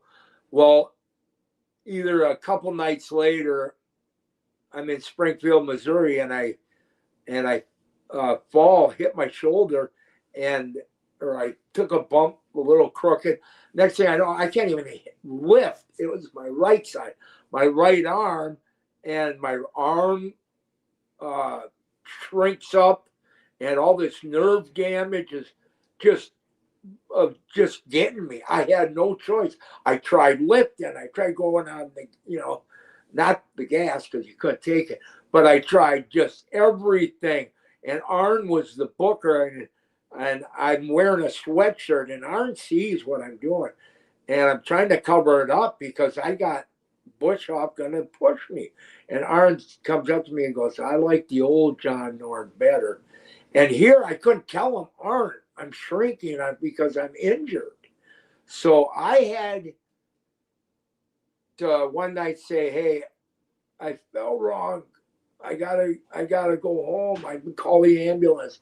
And I had to sell my shoulder. And then I went home, and the thing never came back. To this day. It hasn't came back. And the whole point of it being is, well, I did end up wrestling Barb on TV, but I wasn't myself. It was so, I didn't have that steam. The when he seen me, I wrestled some Mexican job guy, and I just turned on the steam and put the boots to him, and I was a much different guy with bigger shoulders, bigger delts, and it was on, and I lost it because of injury. That's all. Did you have a favorite opponent over the years? I tell you what, I loved working with Brody. I did, because Frank was a ring general, and every time you left a match with him, you learned something. I loved him. I loved Davey Boy. Had to be my number one guy. Davey Boy Smith could work like a son of a bitch. And you felt like a night off. I mean, he's giving me big backdrops. I get to fly around and do my shit, but then I get to kick his ass. And Davey was great. He was so much fun. And I got to wrestle him at UK, and he's like a Hulk Hogan over there, So I got to wrestle him there. You were popular in the UK because there's been numerous fans today saying they're watching from the UK. Yeah, well, I don't know. I guess I just saying though that, but yeah, I got that feeling. I get a better feeling in the UK that they like me, and I don't know if it's because of the Scandinavian deal or because all I know is I get complimented on the Davey Boy matches that we had in something with a W, Wilmington, but the English guys knowing it makes you feel good. Yeah, it makes me feel real good. That's the kind of stuff. But Davey, yeah, someone's asking right now, what did you think of Davey Boy Smith's wrestling technique? Hello from the UK. He's great. Absolutely great. He's a technician. He can. Is it true what Brett said that he had, and I don't really believe this because I don't know how he could have done crack all night before that Wembley match. Is that true, or is that Brett exaggerating? I would say he did. Okay. I would say that Davey was very, very much a crack guy. And God bless his soul. I don't mean anything bad. But Davey got on that, and he just go, and then he could pick up the pieces in the morning and go do it. But what is the difference? I really don't know the difference between what is that and the regular stuff. Like, what's the difference? It's Yeah. more intense high. It kind of feels better. It not kind of. It does. It does. And it's just a bad deal. Kurt was big on it. Davey was big on it. I was big on it. And it just. Why is it cheaper? Why is it cheaper if it's more intense? I don't know. I guess because they don't have to do the process or something. And what, you smoke it? Yeah. Interesting. And I had never done nothing like that. My first 5-6 years of pro wrestling, and it's just something that you fell into. Mike Hawk, God bless his soul, Mike Hagstrand was the greatest guy in the world, but Mike just loved drugs. He did, and so did I. Not as much as him, I don't think, but he just loved them, all kinds. Give me this, give me that, just give me anything. Yeah, caffeine pills, 222s, Canada. It's by 5 bottles, I want to tell you one. And you had, and that's just how it was. But when you're off them and you have those in between times, you can still be a great guy, it's just a matter of who's going to be honest and say, did you smoke the shit? Yeah, I did. I got to be honest. But well, at this point, it doesn't matter. Yeah. But would you tell people to say no? Would you tell people to say no if they were offered? Yeah, you do say no. It's I could never. It will destroy your life. It will destroy your everything that is precious and good. It takes from you. So stay away from it. But thinking about Mike when we were young, and I might have told you this, but Ventura's gym, when I got out of high school, Ventura had a gym and I ran it for him. He paid me $200 a week, and a couple other guys worked there too, but I worked there full time, and I got to work out while I did it. And Hawk would come in with a T-shirt and hospital pants. That was the thing we wore. And Mike was working at Marine Johnson, which was a die-cast company over by the gym. And Mike would come out, and this guy named Keith Headland, this all happened in one day, was at the drinking fountain, and Mike knocked him out. And then Ventura gets wind. Hey, Hagstrand, what are you doing knocking out guys at the fountain? If he sues me, I'm going to sue you. And Mike says, hey, I got it in my 10-speed. You can have it. That was Mike, but he knocked out a guy Why, you just turned around? Was it a real fight or just a one-punch thing? One-punch deal. And then there was another thing we had in front of Ventura's house. He lived in a split level about a mile from his gym. And we went over there, and he goes, hey, Johnny, I can put you in a hold. This is before I knew anything about pro wrestling. He says, hey, Johnny, I can put you in a hold and eat an apple with my other hand. And I says, throw it on me. So I get down like this. He puts in a leg, which is like a guillotine deal. He slides out, and I look up at the window at his house, and it's Terry, his wife, is watching from the living room, I noticed. And I'm like, okay. And Wayne's there, and Wayne counts 1, 2, 3, go. I just exploded out. I lifted him out, and then I slammed him. And his hair was sticking up, and he was just so embarrassed because of his own big fucking mouth, And then I looked up, and his wife was like this, and she was super embarrassed because it was in them 80s, man. There was all kinds of egos. Is his wife hot, by the way? Yeah, she's good looking, definitely. But those 80s, it was times of egos were just flying. And it was pretty sad and destructive, and I hated it, but that's how it was. Yeah, she's a nice gal. And,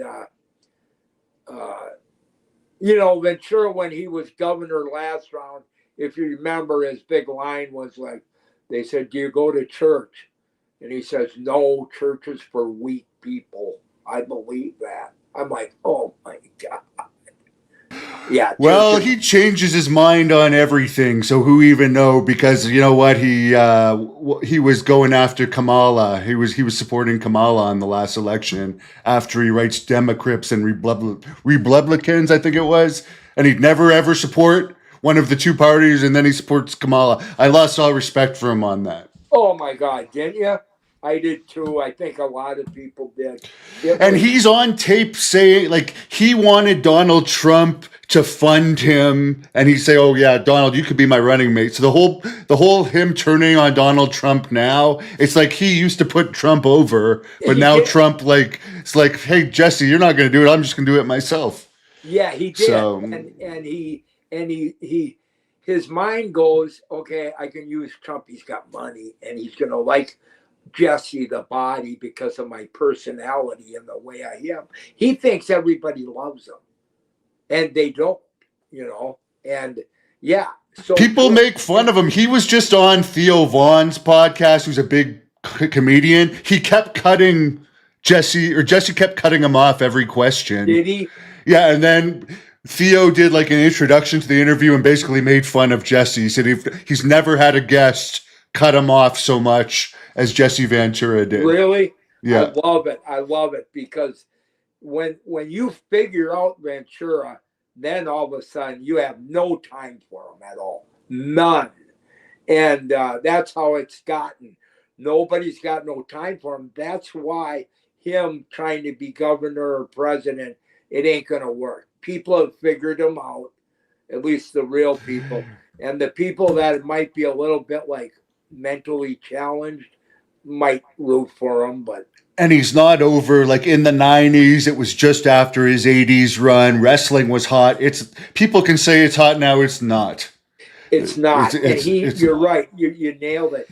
He thinks he's still in the Running Man movie. No, it's too long ago. People forget. Yeah, and what did he say in the movie about blood? I ain't got time to bleed. Yeah, I ain't got time. He still thinks like people, God, that's so cool. You're cool, Jesse. God, you're so cool. No.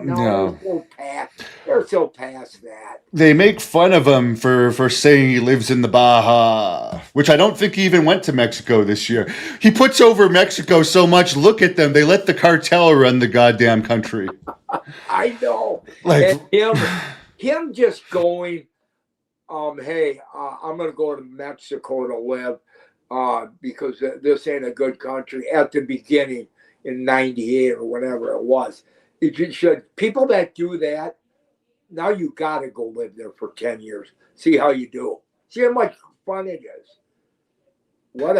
I don't understand people that are like, again, I guess Trump put pressure on Mexico to take out one of those cartel leaders. And then there's some people, oh, well, look what Donald Trump did. Now the cartel might get revenge on the people. It's like, do we the country let the cartel get all this power?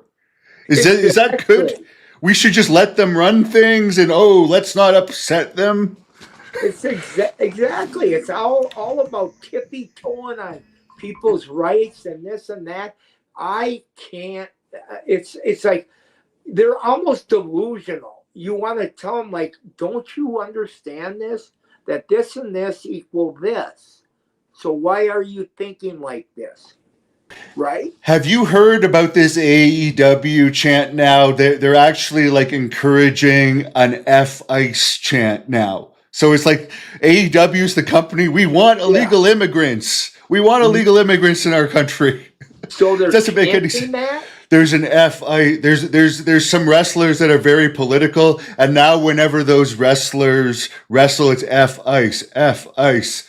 But it's like, yeah, I mean, I'm immigrating to the U.S. right now. I'm going through all the process. Are you? Yeah, and it's like it involves you got to get reference letters, you got to get medicals. Really? You got to get background checks. It's like, do you really want people coming into the country that could have diseases that don't have background checks? It's like, how can you be? I don't understand anyone that would want illegals in the country. I really don't. I'm with you. And here's the thing is, if people don't take the time to do what they got to do, obey the law, then you don't want them people. It's like getting hired on a job. If you get some guy that's getting hired at a convenience store and he says, hang on a sec, I'm gonna walk down the aisle and put Twinkies in his pocket, he's stealing right away. Are you gonna hire? I mean, it sounds crazy, but that's how it is. It's in Canada, we take refugees a lot, and as a bouncer, those are the assholes that are bringing weapons to the bars, and they cause so many problems. What's Canada's political thing like right now? It's very well. I think actually it's. I live in the U.S. now, so I haven't been following it, but they got Trudeau out of there finally. But yeah, it was a mess. He was a real liberal screwball, right? Yeah, and it was torturous during COVID. They pretty much took away all of our rights. It sucked. That's when I decided I was going to leave. Did you? Yeah, I had to have four COVID shots just to go to work, and they did nothing. I ended up getting COVID anyways. I know. It was fucking. I gotta admit, I get even embarrassed that I got the COVID shot, but I did the exact same thing you just said. Yeah, I mean, we had to. What are you gonna do? You know. So yeah, but I always. But yeah, AEW's political. Don't watch it if you haven't. It's just gonna annoy you. Political? Yeah. They're trying to bring politics into wrestling. Yeah. Oh shit! You know, Hannibal. Did I ever? You know the grappler well. Did I ever tell you about the night we were out drinking and we picked up a couple girls? I didn't, but I don't think so. So. Just real quick. So Lenny, I'm going like, where's Lenny? I got my 85 Lincoln and I'm like pulling out looking for him. And I see him. He's walking down the row of cars. And I think, oh, cool. He's coming this way. And he's walking like this, kind of like Flair or something. And he knows I'm watching. I'm like, come on, get in the car. So he gets by the end of the cars and he's holding hands with a dwarf. That's funny. Holding hands with a dwarf. Hey, some people like that. I know. Did I blame him for it? No. But I talked to him earlier and I said, I got to bring up the dwarf story. Hey. He goes, yeah, do it. Do it. You would destroy a dwarf. I could only. Hey, I'd pay to see you against a dwarf. That'd be interesting. I had little Tokyo sitting on my armrest in my 85 Lincoln. And I was driving down like into the bayou in the Cajun to Morgan City and shit. And he's sitting on my armrest handing me beers from the cooler. And little Tokyo went beer for beer. And he had a son that was with BYU, regular height. Kid looked like a movie star and he was a great baseball player. But yeah, little Tokyo was the best of all the midgets or whatever. Yeah, super guy. Fuck, what a guy. Last question here. Did you not wrestle in Puerto Rico ever? Ivan's asking you. Was that because of Brody? Yep. And I got offered, but to tell you the truth, I was kind of scared. I got offered in 88, 89. And Cologne called me at home. And I was just scared. I just pictured, I heard about the rock throwing and then, of course, Frank getting murdered. And like, how attractive is that? And then we were all saying the same thing. They do that. How could anybody go back and work for them after they murder one of our guys? It's too bad the wife didn't do more for justice because I think Puerto Rico being part of the U.S., she could have fought a little bit harder for justice.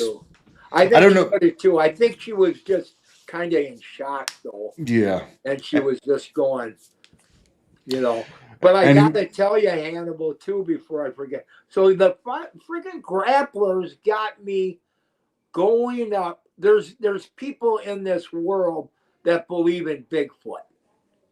Now, to me, it's the most ridiculous thing on God's green earth. Well, the grappler, I stayed with him 3, 4 times. He like watches it. He's got mugs and dolls, and he swears he's seen one. And I said, "You're fucking nuts. You are losing your mind." Well, anyways, we go fishing, and in Remer, Minnesota, it's the capital of Bigfoot days, and they have it once every year in the summer. And we're going there because we talked to the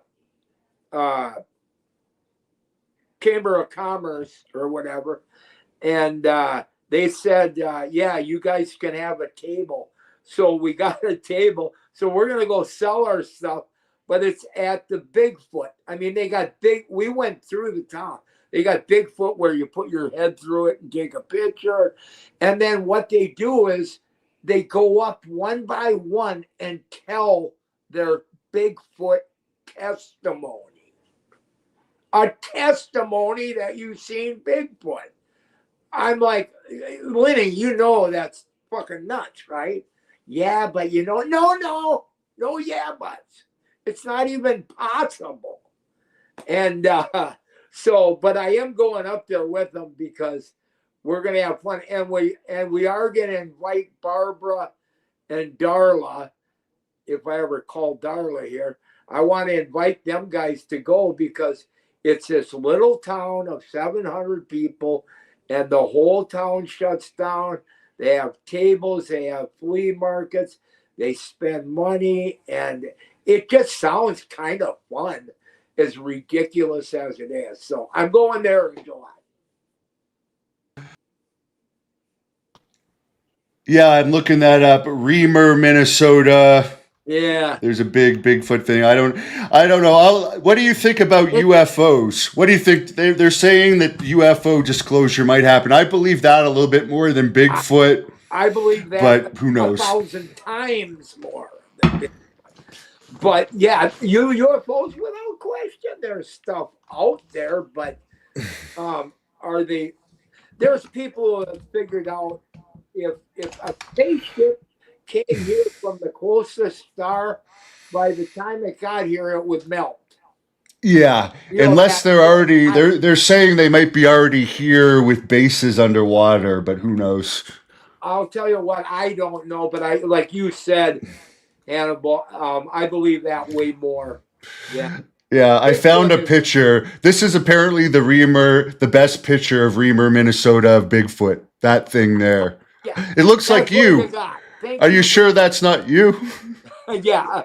Well, I was going to say, yeah, Lenny, I look like Sasquatch anyways. I walk like him.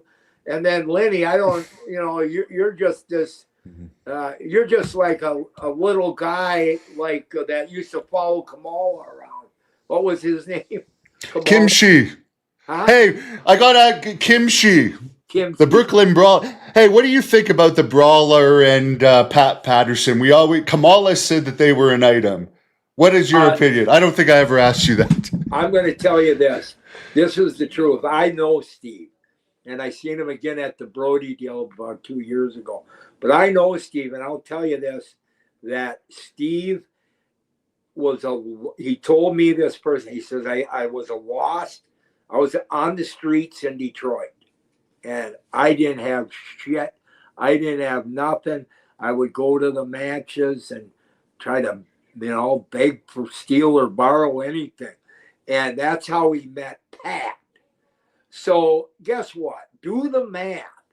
Pat helps out this young kid that has no talent, no size, no nothing. And now you got a full-time job for years. 30 years before he was caught stooging to Meltzer, apparently. Yeah, that's right. Well, and my opinion is, and I've said this to Steve personally, so I have said to him, Steve, don't give me that shit. I said, you and Patterson were doing the dirty shit, I said, that's some dirty ass shit. And he didn't say no. He just kind of I think he felt guilty, but it's something he don't like to talk about. It's on you can't ask him that question list when he does an interview with you. Is it? Yeah. Is it? Well, and then hold on, what's the other? Oh no, right now I guess he when we were at the Brody deal, he's friends with Kid Rock. The Brooklyn Brawler is friends with Kid Rock. Yes, he is. Oh wow, Yes, that's a odd pairing. ain't that odd? And me and Justin were at the Brody deal 2 years ago, and I says, bullshit. I called him on it, and he says, I'll dial him right. So he dialed him in, and sure enough, there's Kid Rock saying hi. So, yeah. The one other guy I got to ask you about is Terry Taylor. Why does everyone think he was a stooge? Do you agree that he was a stooge as well? Or did he just rub people the wrong way? I think you rubbed him the wrong way, but I'll tell you why I think he was a stooge. Because just in his general personality, he's a guy that's not going to hold up if he's under the light and saying who was over there. He's a guy that would melt and go, it was Nord and Henning. He just don't. It's almost like maybe he didn't have a father figure, Terry, or something, but he don't have that ability to stay strong and not stooge. I mean, I was with him in Mid-South and WCW, and that's just how it is with Terry. And he's a great, fun guy. He's funny as hell. He can work all the whole deal, but don't count on him for not stooging on you. You're getting stooged on. Supposedly, he's the one that got Heenan fired from WCW for drinking on the job. Oh, I believe that. Yeah. I didn't even know that, but but Terry, Terry told Ernie Ladd a couple things on me in Mid-South. In Mid-South, when we're in Biloxi, and me and the Grappler were out, and fuck, we just barely made it to the matches, and I had a shitty match, and Terry said, well, that's because him and the Grappler, they were out doing blow all night on that boat, and you can't do that and expect to have a good match. So, and then Ernie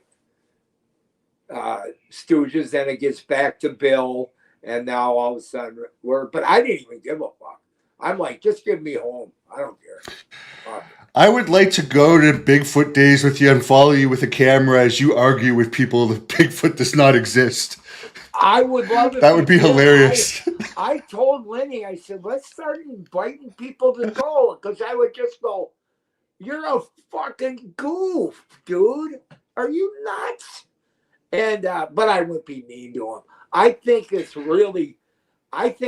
funny as hell that they have these people that actually believe in this Bigfoot item, and you're crazy. Do you know that Bigfoot cannot exist? There's whole series on it, like 12 episode series where you never see it. It's just people looking for it, and it never appears. Yes, but you look at it this way. I'm looking at it this way. Hey, maybe we can slide pro wrestlers in there where we can make ourselves $500,000 for going up there at our table. The Grappler, Lenny, he'll go to anything. He'll drive, 9,000 miles for $32. Virgil used to do that too, right?